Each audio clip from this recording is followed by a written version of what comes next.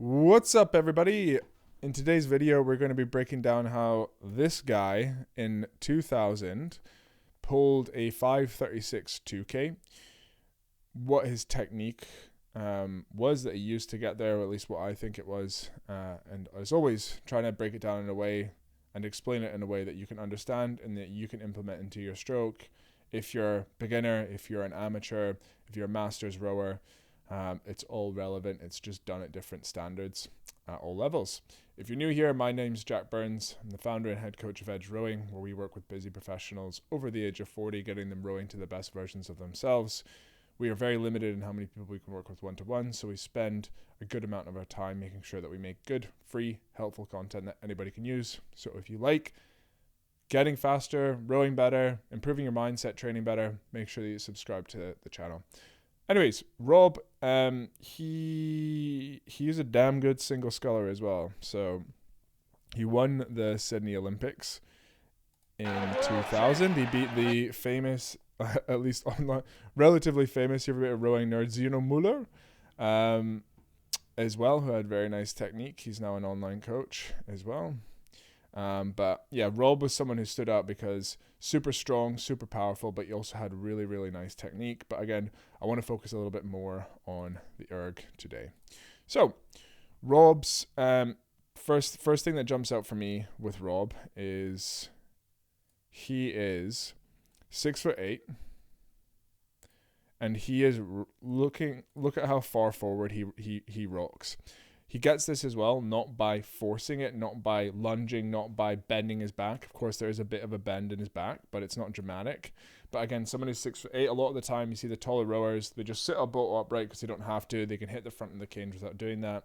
Rob was somebody who clearly must have worked on his mobility here by doing good strength work in the gym and good mobility exercises, being able to reach this fully compressed position, which is a big reason, in my opinion, why I think he can row so long and be in such a lot of the time, if he was in the single, he probably wouldn't want to get this much compression.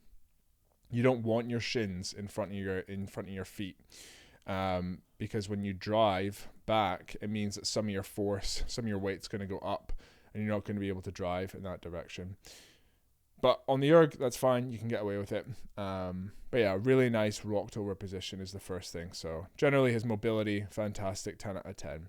The second thing that Rob does really well, in my opinion, I think it's clear that it's my opinion because it's my friggin' YouTube channel, is he doesn't try and destroy the foot plate at the start of the stroke. He has a really nice, gradual build to his stroke. He's not trying to do all the lifting at the start of the stroke. He's finding connection and he's squeezing, and he's got this idea of being gradual and just pressing. And imagine you're trying to lift a fridge. You don't try and lift the fridge as soon as you take the load. You're gradual and you push and you squeeze, and it's like you're leveraging.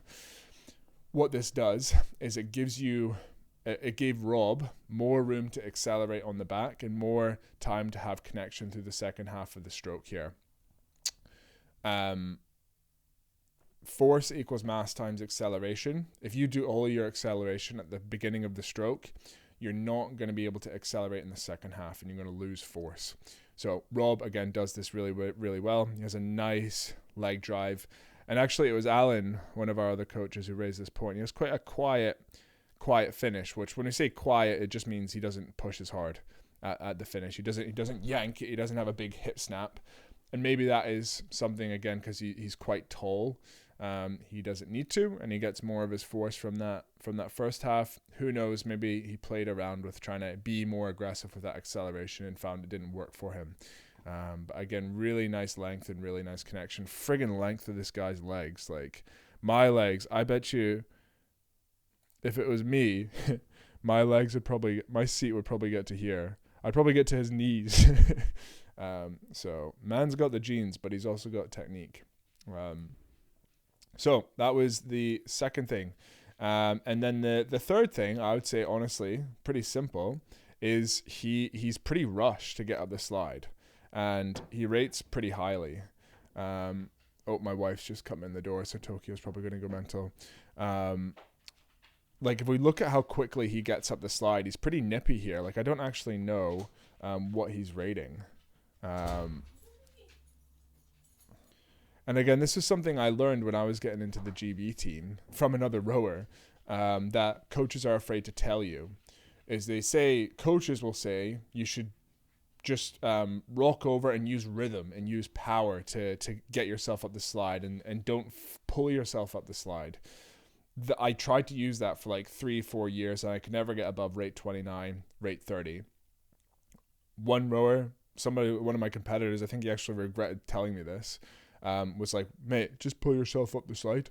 And I was like, what? Like, pull yourself up the slide. And yeah, I started doing it in the boat, and at the start I was forcing it a little bit more, but as I got better at it, I was able to do it more subtly and with more control. Oh, we got this. I don't know this shot. Who can see that? What do we think? Oh, I think that's a 125. Holy shit. I haven't seen this part in the video. 125 there. Damn. This is him cruising. Rob is cruising at 125s here. This is him going easy. He's getting ready to build. Oh, yeesh. Give this video a like for Rob. But yeah, long story short, if you want to rate higher, pull yourself up the slide. Use your hamstrings. Like, just friggin' yank yourself up there and it'll work.